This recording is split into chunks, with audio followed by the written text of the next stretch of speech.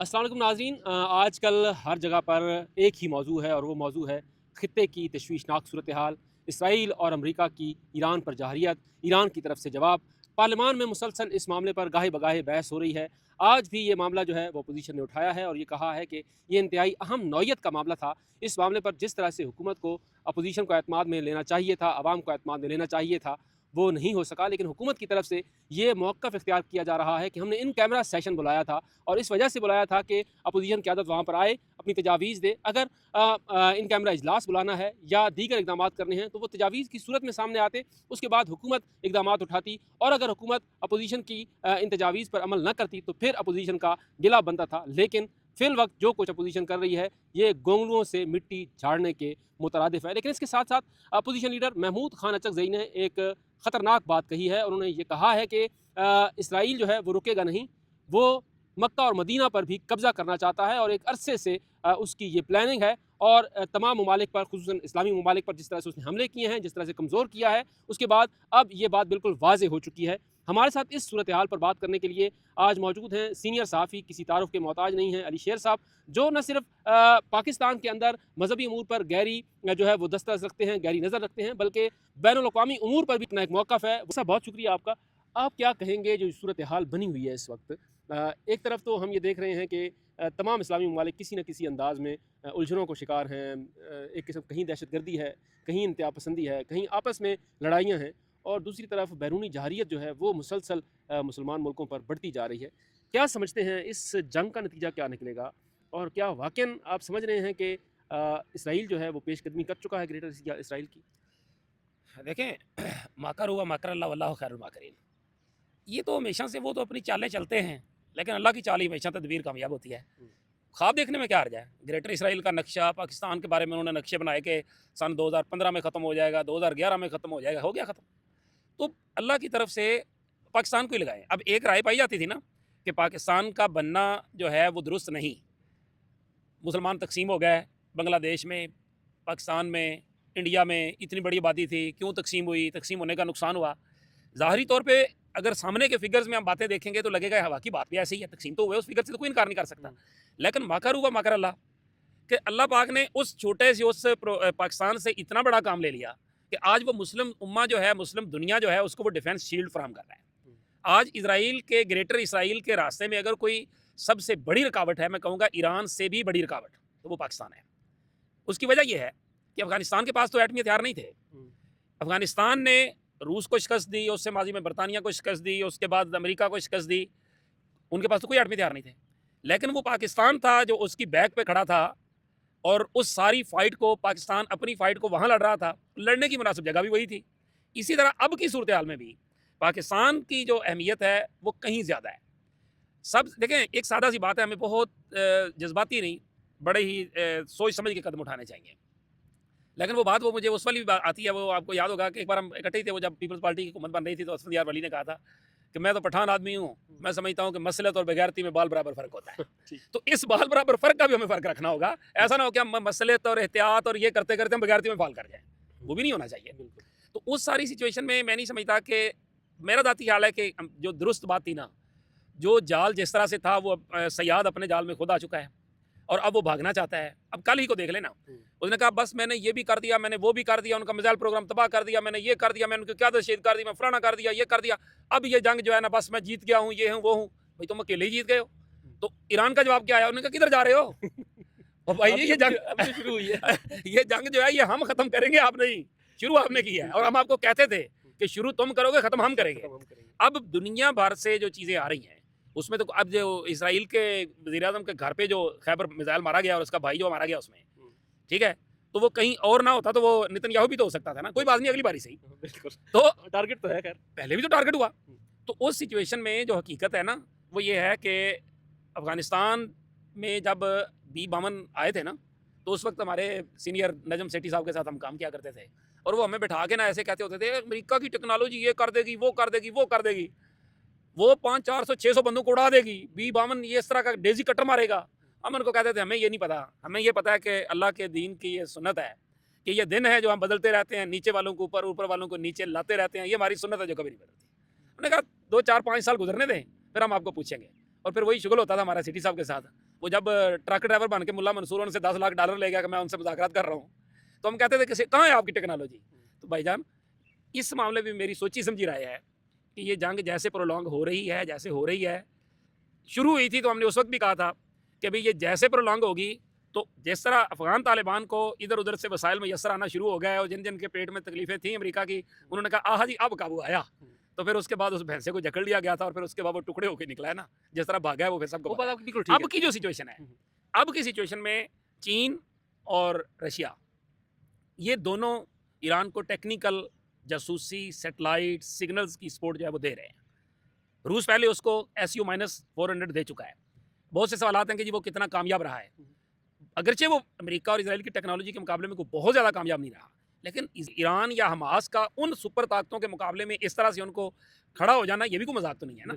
तो उस सिचुएशन में अब ईरान जो है, मैं समझता हूँ कि जैसे जैसे ये जंग तवील हो रही है ना, वैसे वैसे हिस्सेदार उसमें आते जाएंगे और ज़ाहिर है हिस्सेदार जो है वो जिनको अपने अपने हर किसी को अपनी बका की जंग की पड़ी हुई है। मैं आपको अब कह रहे हैं ना कि अरबों का या उसका, भाईजान वो दुआएं मांग रहे हैं कि अल्लाह करे ईरान ना गिरे। ईरान अगर गिर गया तो ग्रेटर इसराइल जो है वो सबसे पहले इनके मतलब गले में आप कहना ये क्या चाहते हैं कि जो सूरत हाल है इसमें खामोशी नीम रजामंदी होती है, इसका मतलब ये है कि वो मुकम्मल रजामंदी है अरबों की तरफ यार से। देखिए वो कह रहे हैं, वो पता कैसी मजम्मत कर रहे हैं, वो वैसी मजम्मत कर रहे हैं जिस तरह हमारे अजीम सैयद यूसुफ रज़ा गिलानी ने कहा था, अमेरिका तुम ड्रोन करते जो हम मजम्मत करते जाएंगे। ये वैसी ही वो मजम्मत कर रहे हैं। ठीक है। अरब जो है नुकसान हुआ है, जितना भी इर्द गिर्द चीज़ें हुई हैं वहाँ पे उनका, और जो कुछ उन्होंने किया ये भी तो कोई तुक नहीं बनता ना। जिस तरह से अभी वो कह रहे थे इकबाल अफरीदी साहब कि भाई आप अपने अड्डों से अमेरिकी जहाज़ों को उड़ने देंगे तो उसके बाद आप ये कहें कि मेरी तरफ जवाब भी ना आए, ये तो नहीं हो सकता ना। इसमें तो कोई दूसरी राय नहीं ना कि सारा गिरोह चाइना के लिए है, हमसे भी ज़्यादा गिरोह जो है वो चाइना के लिए है। तो चाइना जो है वो इतना चुप करके बैठा रहेगा, उसको नहीं पता कि ये जो सैलाब आ रहा है ये मेरी तरफ आ रहा है। रूस को वहाँ पे उसने यूक्रेन में फंसाया, तो अब जब उसके बाद रूस कह रहा था मैं भी 4 दिन में लपेट क्यों कर दूंगा, लपेट लिया फिर उसने। अमेरिका भी यही कहता था, अब वो वहाँ फंसा हुआ है, अब उसने कहा पुत्र आना, उसको भी इधर फंसा दिया है। अच्छा अली साहब ये बताइएगा कि अब जो सूरत हाल बन चुकी है, आप समझते हैं कि कोई खित्ते का जो ब्लॉक है वो कोई मजबूत हो सकता है या हो रहा है? क्योंकि लेकिन अगर हो रहा है तो हम देखते हैं कि खित्ते में कशीदगी तो बहुत ज़्यादा है। एक तरफ अफ़गानिस्तान और पाकिस्तान आमने सामने है, इस वक्त जंग की कैफियत है। हालांकि पाकिस्तान ने जिस तरह सपोर्ट की अफ़गानों की, वो भी तारीख का हिस्सा है। हालांकि पाकिस्तान ये मौक़िफ़ भी है कि हमने पराई जंग लड़ी और हमने अपनी कुर्बानियाँ दी दहशतगर्दी के नाम पर। 80,000 से ज़्यादा कुर्बानियाँ पाकिस्तान ने दी। एक तरफ तो ये सूरत हाल है, दूसरी तरफ ये है कि ईरान है, तो ईरान के साथ खित्ते के ममालिक के ताल्लुकात उस तरह से अच्छे नहीं हैं। आप समझते हैं कि मुस्तकबिल में ये ताल्लुकात कोई बेहतर हो जाएंगे, कोई एक बड़ा ब्लॉक बन जाएगा और फिर अमेरिका या इसराइल को कुछ जिसारत नहीं होगी? देखिए मैं समझता हूँ कि पाकिस्तान जो है ना, इन चीज़ों को कूल करने में पाकिस्तान बड़ा की रोल प्ले कर रहा है। ये जो अरबों को और ईरान को एक दूसरे को कालें कर रहे हैं, ये कर रहे हैं, वो कर रहे हैं, सारी चीज़ें हो रही हैं ना, तलखियों के बावजूद पाकिस्तान का, चाइना का रोल, रशिया का रोल इसमें बहुत पॉजिटिव है। यही वजह है कि इसराइल की वो जो फॉल्स फ्लैग ऑपरेशन है, जो कभी अरामको पे मारता है तो ईरान कहता है मैंने नहीं मारा, कभी अजरबैजान पे मारता है तो उनकी सरहद बंद हो जाती है, फिर वो खुल भी जाती है, पता चलता है कि ये किसने किया है, फिर वो इजरायली एजेंट मोसाद के पकड़े भी जाते हैं, फिर वो सारी चीज़ें हो जाती हैं। फिर सबको ये बात समझ आ रही है कि ट्रंप को तो एप्स्टीन फाइल्स की जो ज़ाती किरदार बद किरदारी की कीमत जो है मोसाद के हाथों चुकाना पड़ रही है। अमेरिका को ज़ाती बद किरदारी जो है उसकी कीमत चुकाना पड़ रही है। अब वो उसको खींच के तो ले आया, अब इसराइल ये भी चाहता है कि अरबों को भी खींच के जो है ना वो यहाँ पे लाया जाए। तो अब जब वो इसको खींच के लाना चाहता है तो अरबों को भी समझ आ रही है कि ये अगर अभी ईरान की बारी होगी ना मैं साथ में लाके, तो कल को हमारी बारी है, ईरान से पहले हमारी बारी है फिर उस लिहाज से मक्का मदीना तक पहुँचने की, नील के साहिल से लेकर सारा। तो उस सारी सिचुएशन में मैं नहीं समझता कि, मेरा ख्याल है कि चीज़ें जो हैं वो पॉजिटिव समझ में बढ़ रही हैं, नेगेटिव में नहीं बढ़ रही। अब ट्रंप साहब जो है ना वो अपनी लंगोटी लपेट के ना भागने की कोशिश कर रहे हैं। अब देखिए उसकी तकलीफ कहाँ से उठी है। मैं नहीं मानता कि लिंडसे ग्राहम जो है उसने खुद से ये बात की है कि हम सऊदिया के लिए ये कर रहे हैं, वो कर रहे हैं, वो क्यों नहीं लड़ाई में शामिल हो रहा। ये ट्रंप की ज़बान है, ये ट्रंप की तरफ से उससे कहलवाया गया है कि भाई दाखिल हो उसमें, क्यों नहीं लड़ रहे हो। तो अरबों को समझ आ रही है कि हम क्यों लड़े, पंगे तेरे किए हुए हैं, इसराइल को तूने पाला हुआ है, मुज़ाकरात। अच्छा देखे ना, कुछ भी कहे, अमानी वज़ीर ख़ारजा जो था उसने तो तारीख रकम कर दी ना, जो मुज़ाकरात थे उसने जाके खुद स्पेशल अमेरिका गया और वहाँ जाके CNN को इंटरव्यू दिया और कहा कि सब कुछ तय हो गया था, ज़ीरो यूरेनियम भी तय हो गई थी, फलाना भी हो गया था, सब कुछ का बेड़ा गर्क अमेरिका ने कर दिया। अब इस रिकॉर्ड को कौन चेंज कर सकेगा। बच्चियों की शहादत जो है पूरी दुनिया जो है उसके ऊपर, सवाए उस ढीठ आदमी के दुनिया में कोई एक है जिसने उसके पे शक का इजहार भी किया हो, और वो कहता है ईरान ने मारा है। तो क्या नॉन सीरियस हरकतें हैं। मैं नहीं समझता कि, मेरा ज़ाती ख्याल है, मुझे तो ये इसमें होप नज़र आ रही है कि चीज़ें जो है ना वो बेहतर होने जा रही हैं, ख़राब होने नहीं जा रही। नेशन ऑफ लीग ख़त्म हुई, उसके बाद अक़वाम मुत्तहिदा बनाई गई कि ताकि तनाज़ात को ख़त्म किया जा सके। अब मुस्तकबिल क्या है? नेशन ऑफ लीग तो चले माजी का हिस्सा हो गई, अक़वाम मुत्तहिदा भी माजी का हिस्सा हो गई और OIC भी गई। देखें, सच्ची बात तो यह है कि इन इदारों ने अगर तो पहले कहीं डिलीवर किया है तो फिर तो बात समझ आती है। माइट इज़ राइट, वो खुद कहता है कि ये बोर्ड ऑफ पीस जो है उसका, जिसको बोर्ड ऑफ पीस नहीं बोर्ड ऑफ वार कहना चाहिए, कि वो उसका हिस्सा है, मतलब वो जो वो करेगा वही करेगा, ठीक है। अब इंडोनेशिया जैसा मुल्क कहता है तू रख अपना पोस्ट बोर्ड ऑफ पीस, अगर तेरे यही काम है तो हम भी जा रहे हैं, कल को कोई और भी कहेगा, वो तो कोई उस लिहाज से नहीं था ना मुल्क। तो ये ऐसे मुझे लगता है कि ये इसकी जो है ना, इसने जवाल का जो खाता है ना। अच्छा, इसराइलियों की या यहूदियों की एक हिस्ट्री है, उनकी जब भी मौत आती है ना वो गिदड़ की तरह शहर को भागते हैं। उन्होंने अपनी तरफ से ये साजिश करके अमेरिका को इन्वॉल्व करके बाकी सब कुछ किया, और अब उनकी मौत खुद ही आ रही है। इस वजह से आ रही है कि अमेरिका जब जो उसका बाप कमज़ोर हो जाएगा तो बेटा क्या करेगा। तो इस बेटे को तो बार बार तारीख में मार पड़ती रही है और पड़ेगी, पड़ रही है। अब क्या है, जिस तरह से वो भाग रहे हैं, दूसरी तरफ मुवाजना कर लेना ईरान का। आयतुल्लाह का तकर्रर होता है तो सड़कों के ऊपर ऐसे होता है कि जैसे अब उन दूसरे लोगों को कर लें जो कल तक एहतजाज कर रहे थे। अब वो कह रहे हैं कि हमसे गलती हुई थी। ठीक है, तो सेम पेज पे ले आए ना। जिस तरह से इसराइल के वो इक़दामात सेम पेज पे ले आए ना ईरानी कौम को, इसी तरह से इसराइल और अमेरिका के जो इक़दामात हैं वो मुस्लिम उम्मा को भी स्लोली सेम पेज पे लेके आ रहे हैं। अच्छा, ये बताइएगा, आखिरी बात आपसे करता हूँ कि जिस तरह से हज़रत आयतुल्लाह अल-उज़्मा सैयद अली ख़ामनाई की शहादत हुई, उसके बाद पूरी दुनिया से, ख़ुसूसन इस्लामी दुनिया से एक यकजहती का पैगाम आया कि सोग की कैफ़ियत है।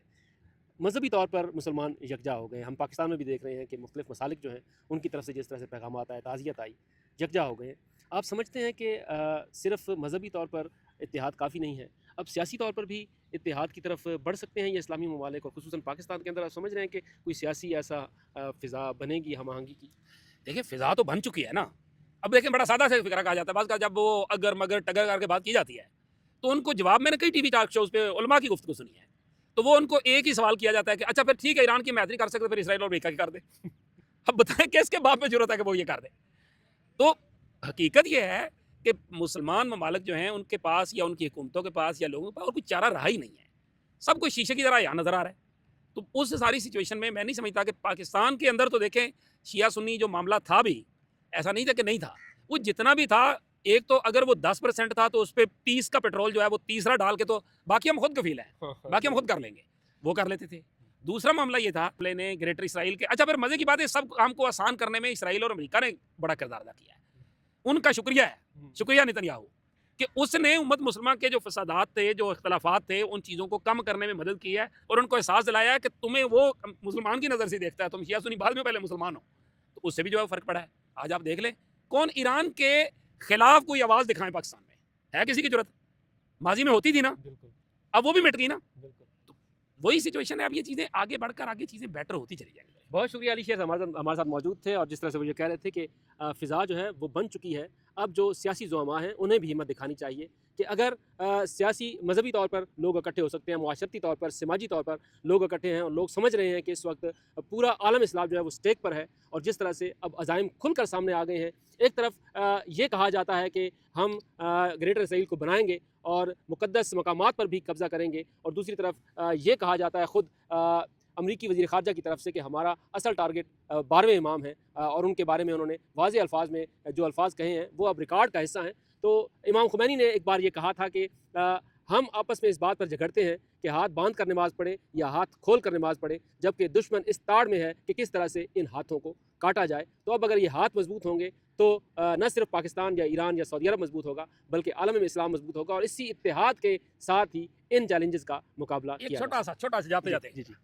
वो जो इमाम खुमैनी ने कहा था ना, ला शिया ला सुन्निया इस्लामिया इस्लामिया, आज वही नारा जो है ना वो इजराइल और अमेरिका बना चुके हैं।